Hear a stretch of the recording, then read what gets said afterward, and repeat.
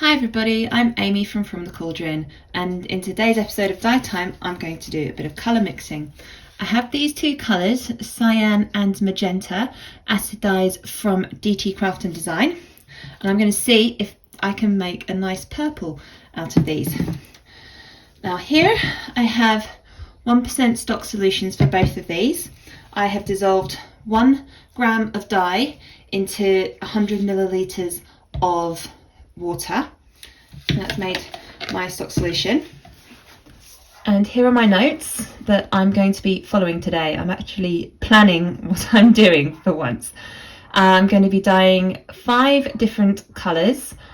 Each is going to be 20 grams of yarn. So I'm going to start off with 20 millilitres of cyan and none of magenta.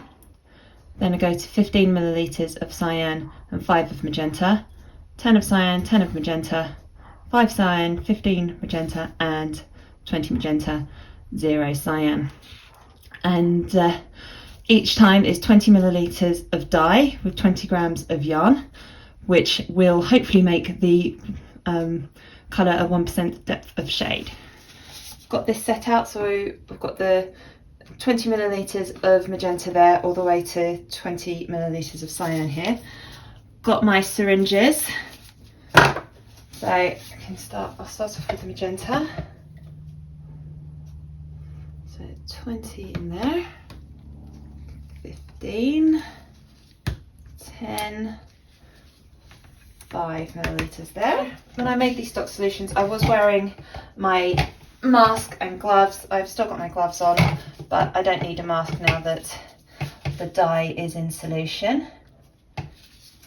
So I've got the 20 millilitres of cyan there.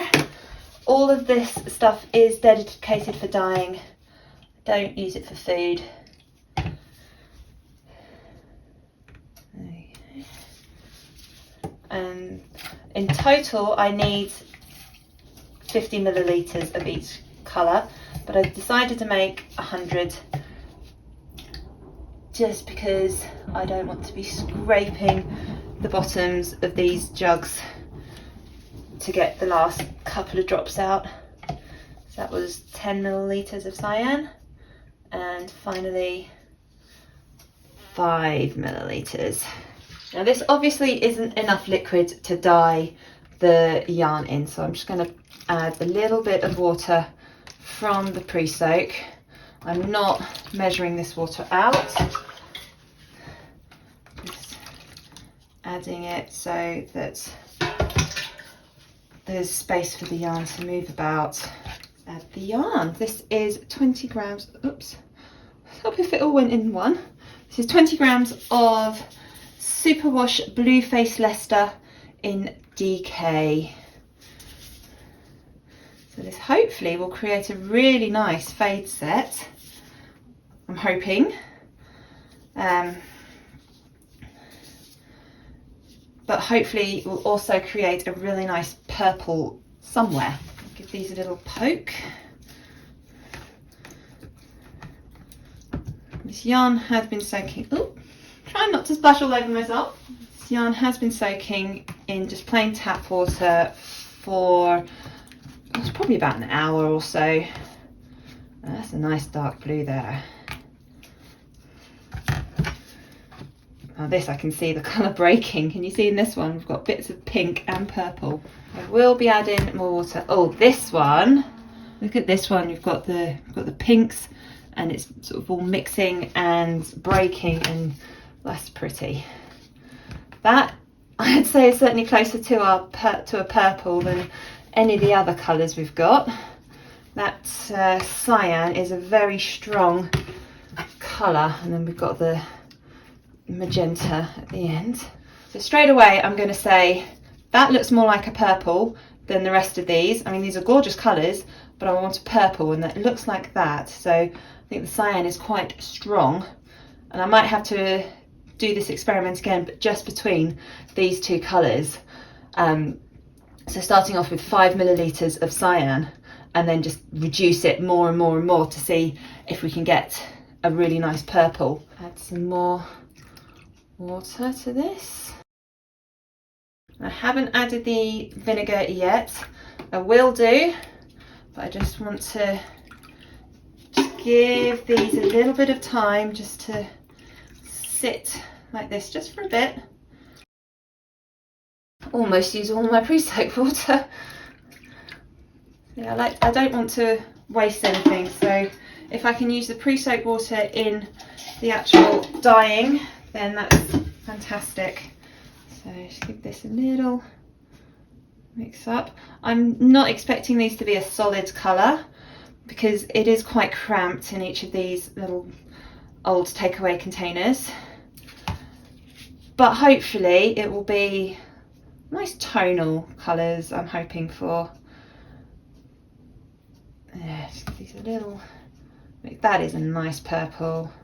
Oh yeah, I like that.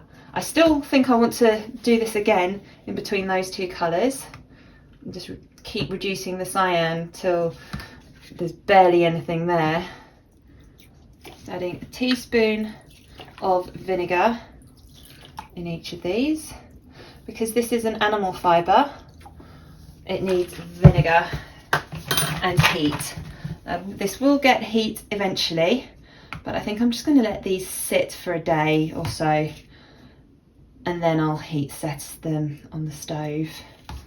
I think it's not particularly warm outside at the moment, so we won't get any solar dyeing done with this, but I think, yeah, I'll just leave these probably until tomorrow, just 24 hours, and then I will come back and heat set these.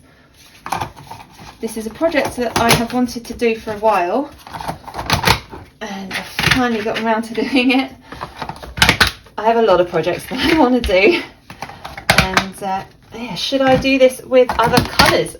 Let me know what you think. Now I'm just going to go put these somewhere out of the way until tomorrow, and then we'll come back and heat set them. And I'm not going to waste the leftover dye. I've put them in these little squeezy bottles and labelled them so these can sit probably under the sink until I'm ready to use them again. About 24 hours later, these have been sitting in the sun this morning. As you can see, nice and steamy. So this one was the 5 millilitres of cyan and 15 of magenta. You can see, oh, that's a gorgeous colour, but not all the dye has absorbed to the yarn. What I am going to do is, I've got my saucepan, let's add it to that. I'm just going to add this into my saucepan. See, there's a little bit of pink still in there, so rinse that out.